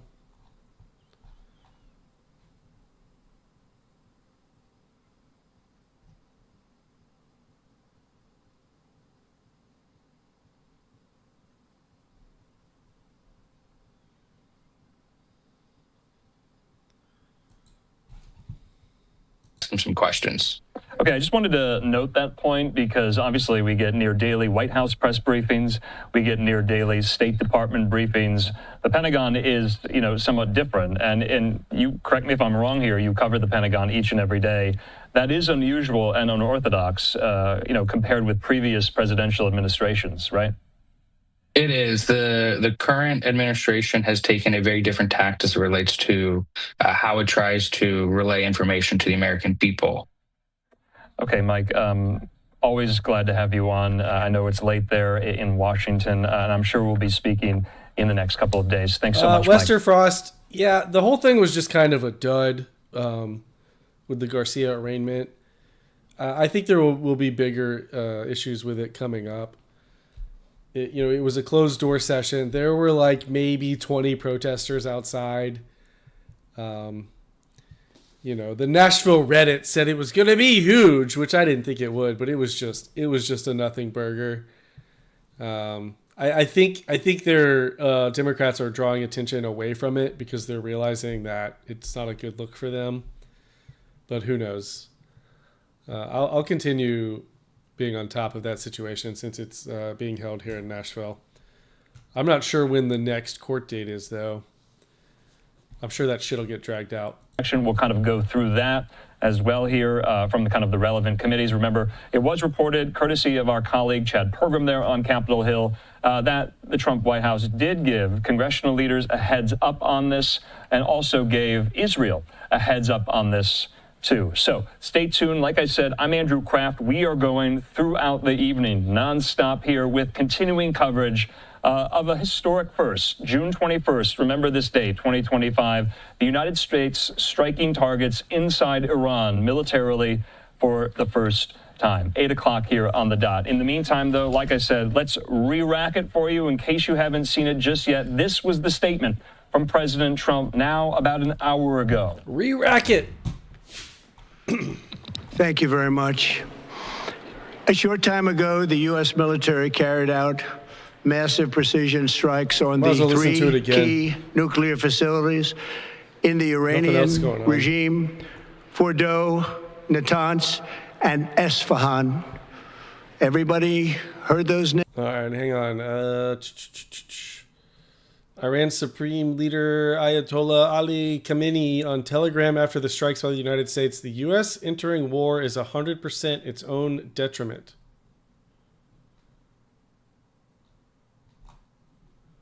Okay. What are you going to do about it? Me, personally, I wouldn't take this kind of abuse. But what are you going to do about it, Ayatollah? Facilities have been completely and totally obliterated. Iran, the talks bully final of the call Middle on East, bingo, right? must now make peace. If they do not, future attacks will be far greater and a lot easier. For 40 years, Iran has been saying death to America, death to Israel. They have been killing our people, blowing off their arms, blowing off their legs with roadside bombs. That was their specialty. We lost over 1,000 people, and hundreds of thousands throughout the Middle East and around the world have died as a direct result of their hate. In particular, so many were killed by their general, Qasem Soleimani. I decided a long time ago that I would not let this happen. It will not continue. I want to thank and congratulate Prime Minister Bibi He's Netanyahu. going to don the red turban of really We worked as a team like perhaps no team has ever worked before. And we've gone a long way to erasing this horrible threat to Israel. I want to thank the Israeli military for the wonderful job they've done. And most importantly, I want to congratulate the great American patriots who flew those magnificent machines tonight, and all of the United States military on an operation the likes of which the world has not seen in many, many decades. Hopefully, we will no longer need their services in this capacity. Broken? I hope that's so. What do you mean, Reaver? I also want to congratulate the chairman of the Joint Chiefs of Staff, General Dan Raisin Kane, spectacular general, and all of the brilliant military minds involved in this attack. With all of that being said, this cannot continue. There will be either peace or there will be tragedy for Iran far greater than we have witnessed over the last 8 days. Remember, there are many targets left. Tonight's was the most difficult of them all, by far, many targets and perhaps the most lethal. But if peace does not come quickly, we will go after those other targets with precision, speed, and skill. Patriots Most United, of them JD didn't can get the be memo. taken out Red tie in a event. matter of minutes. There's no military in the world that could have done what we did tonight. Well, Hexeth went Not red even and blue. close. There has never been a military that could do what took place just a little while ago. Tomorrow, General Kane, Secretary of Defense, Pete Hegseth will have a press conference at 8 a.m. at the Pentagon. And I want to just thank everybody, and in particular, God. I want to just say we love you, God, and we love our great military. Protect them. God bless the Middle East. God bless Israel, and God bless America. Thank you very much. Thank you. All right, that was the brief message there from President Trump at the White House now about an hour ago, in case you might have missed it there live. In the meantime, Israeli Prime Minister Benjamin Netanyahu thanking the president for these actions just tonight. He put this video message online. Let's watch. All right, I don't need to hear that shit again.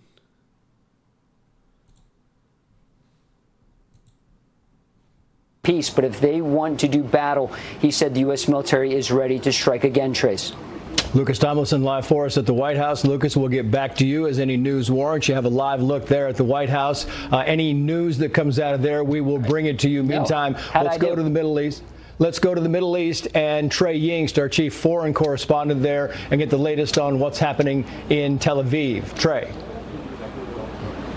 Yeah, Trace, good evening. Following these American strikes against Iranian nuclear facilities, Israel is bracing for the possibility of more Iranian retaliation. This country has seen 9 days of ballistic missile fire. So far, it has been quiet following the strikes, but there are new instructions for Israel's Home Front Command going to the civilian population here, indicating there will be no public gatherings. They had previously lifted some of these rules, allowing people to go to the beach or to go to cafes and other businesses.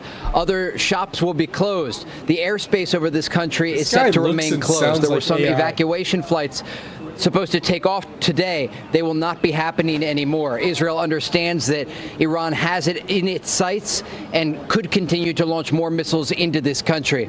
Now, moving forward here, we did get some reaction tonight from Israeli Prime Minister Benjamin Netanyahu, who said in a second statement, quote, "Immediately after the operation was completed, President Trump called me. It was a very warm, very moving conversation." He went on to say President Trump is leading the free world with courage. He is a edge and a direct threat to international peace and security. There is a growing risk that this conflict could rapidly get out of control, with catastrophic consequences for civilians, the region, and the world. He says, "I call on member states to de-escalate and to uphold their obligations under the UN Charter and other rules of international law.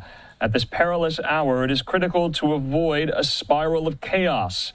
There is no military solution. The only path forward is diplomacy. The only hope is peace." Coming there, the message from the United Nations. So I would imagine that come next week, the UN Security Council will convene, maybe on an emergency basis, to discuss this. It was a key focal point of our coverage on Friday. You heard from the Israeli ambassador. You heard from the Iranian ambassador there at the Security Council. In the meantime, speaking of New York City, remember, we're garnering reaction as well from local and state elected leaders here stateside.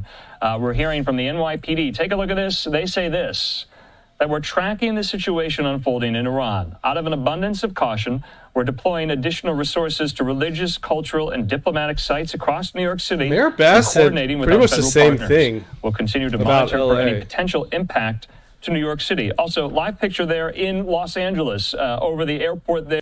Mayor Bass had a very similar statement to the NYPD.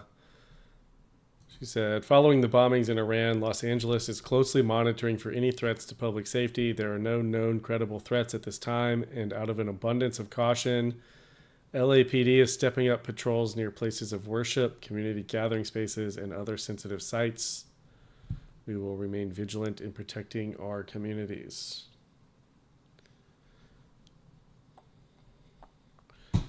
Okay, don't worry, guys. LAPD and NYPD are on top of it. You're all safe. Political scientist at UCLA, Benjamin Rad, he joins me. Benjamin, good to see you here. You and I were speaking, I believe, on Friday, and now here we are. Has Kanye given a statement? Initial reaction, how momentous of an occasion is this, not just for the United States, not just for kind of the Middle East? Is this a watershed moment? Would you characterize it as thus? Mystery man, what types of worship? Absolutely. I mean, I'm still trying to catch my breath of the events of the last few hours. Iran, the Islamic Republic of Iran, since 1979 when it was conceived, has been a foil in the foreign policy objectives and in the stability of the Middle East for the United States and for other regional allies and global allies for a very long time now. And this is a monumental shift in what that dynamic is going to look like. If the United States is able to effectively dismantle or cripple Iran's nuclear enrichment capability, it sends in a very, very powerful message, and it undermines Iran's ability not only to threaten allies and others in the region, but to project that power beyond its borders through its proxy groups. The message has been sent loud and clear.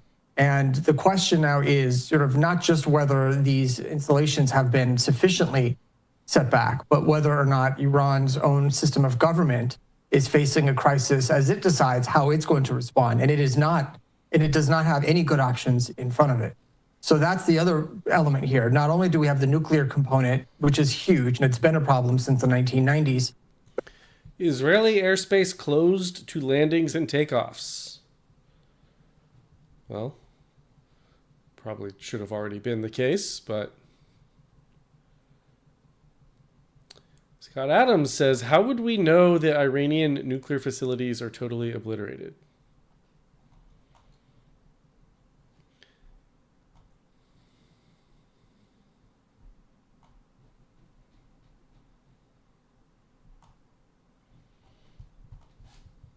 Rear and help them take out really. We need to hear Hawk Tua's opinion on this.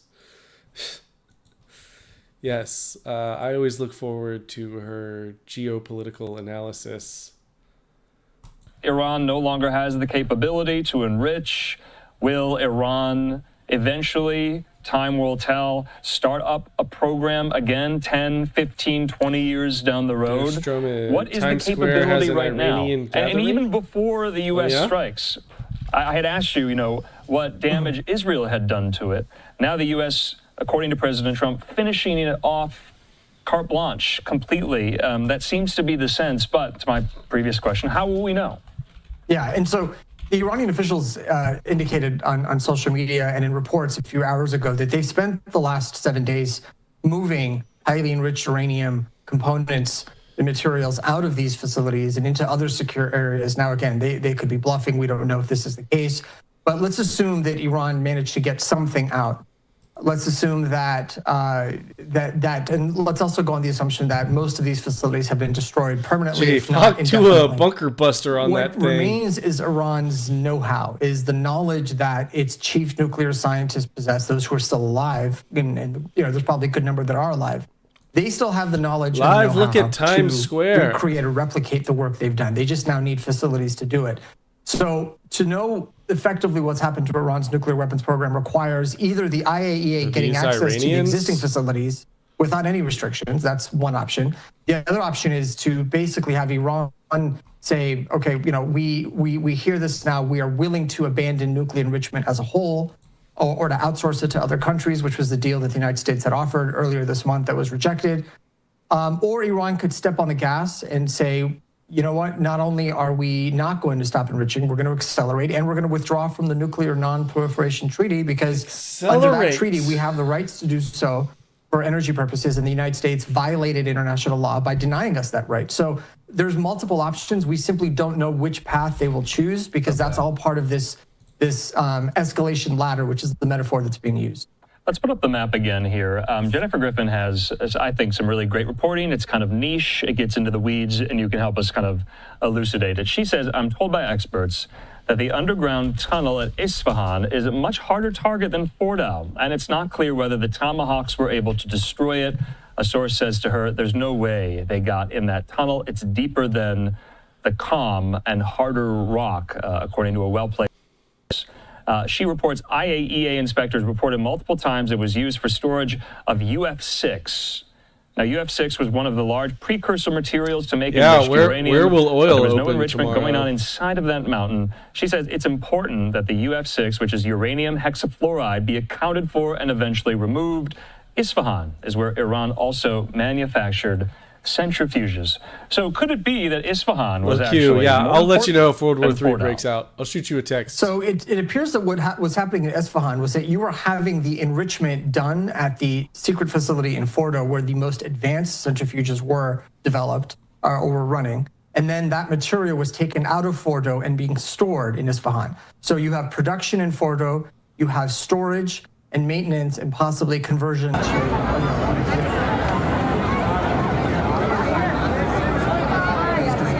things. Now, if whether or not you can destroy Isfahan, one can with the proper munitions, basically cripple access to it. So maybe the facility still stands, maybe the tunnels, maybe bunkers, maybe a huge size, depots, maybe halls, whatever facilities are still intact. But access to them, which requires Lynn, yes, tomorrow's Sunday, but oil starts trading Sunday evening. Sunday, 6 p.m. Eastern. Those can be eliminated or denied or compromised. You can reaccess them, you can rebuild them, but there'll be Middle satellites Easterners and watching Indians all of this own happen all to the see if gas there's any more stations. activity They can there. cripple us So again, instantly. we don't know for certain until we have either visual satellite intelligence or on-the-ground human intelligence verifying one way or the other. This is all speculation.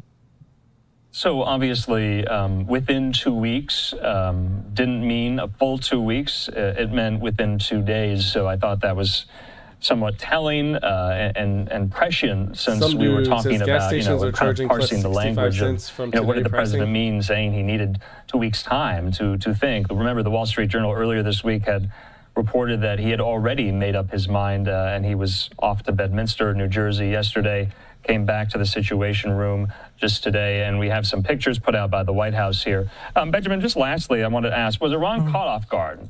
Or did they know or think that this was coming? There's no way they were. I mean, they might not have known it was coming exactly. Nothing but indicated they knew it was coming. that they were prepared for this. We didn't see any massive movement. We didn't, at least nothing we were able to detect. There's no intelligence that came out that said Iran was prepping for this. And I think very much they were caught off guard. I think they were willing to accept that maybe not 2 weeks, but it definitely would last for longer than 2 days. We know that there are attempts at diplomacy with the Europeans, and reports came out that even Turkey had offered to help. Maybe they were waiting to see where that was going to go. It was going to be revisited. So I think that this very quick 48 hours came as a shock to them. All right, Benjamin Rad there, as always. Can't thank you enough. I guess I have to ask this. I know I always say lastly, but I always think of another question. What are you looking for going into the week now? Will there be retaliation? That's what I'm looking for, and I would imagine Americans are probably asking themselves the same thing here. It was also reported in Axios yesterday, I believe, that there was some type of brokering, at least attempted, with Turkey as an intermediary between the United States and Iran. It was reported President Trump was thinking that he wanted to meet directly with Iranian officials, but the Ayatollah could not be reached. Erdogan of Turkey was kind of brokering all of this. And then, all for naught, it didn't go anywhere here. Can you envision some type of meeting or summit between U.S. officials, high-ranking, not Steve Witkoff, but the Secretary of Defense, Secretary of State, President himself, with Iranian officials? Is that on the table, you think, or no, after this? So if it's one thing that officials of any high rank, especially president or cabinet level secretary, doesn't want to do, is he or she doesn't want to engage in a meeting or a summit where they know ahead of time a deal is unlikely. It looks bad for them. And so in this instance, we know where Iran's red lines were. They haven't signaled otherwise. Their red lines have been, they insist on maintaining a peaceful enrichment program, and that they were not going to compromise on. Unless they indicated through back channels. They were willing to yield on that. And to do so would be a 180, and they'd have to account for that with their own public. It's difficult to see why or how those high-level officials would meet. Now, it's tempting, and I think the offer from the president was genuine, but I'm not sure if at the end of the day it would have materialized for other reasons, and that being one of them. I simply don't see a deal under the conditions that each side wanted happening. All right, Benjamin Rad, always good to see you, and thank you so much for providing such great insight, especially this late at night. Benjamin, we'll talk soon. Thank you. Okay, in the meantime here, I think it's safe to kind of reset, catch our breath as we continue this breaking news coverage. I'm Andrew Kraft. Thank you for being with us. Thank you to my colleague, Austin West. All right, guys, there's literally nothing going on right now. I'm going to go ahead and end the stream. Thanks for hanging with me tonight. Interesting times. We'll see. I guess we'll see tomorrow morning what the reaction is, if anything at all. I will hop on tomorrow at some point. It'll probably be tomorrow evening, early evening, to check back in. I'll see you guys later. Fill up your tanks. Fill up your tanks at least. Fractal Ninja, nothing ever happens. Nothing ever happens. 14 more hours.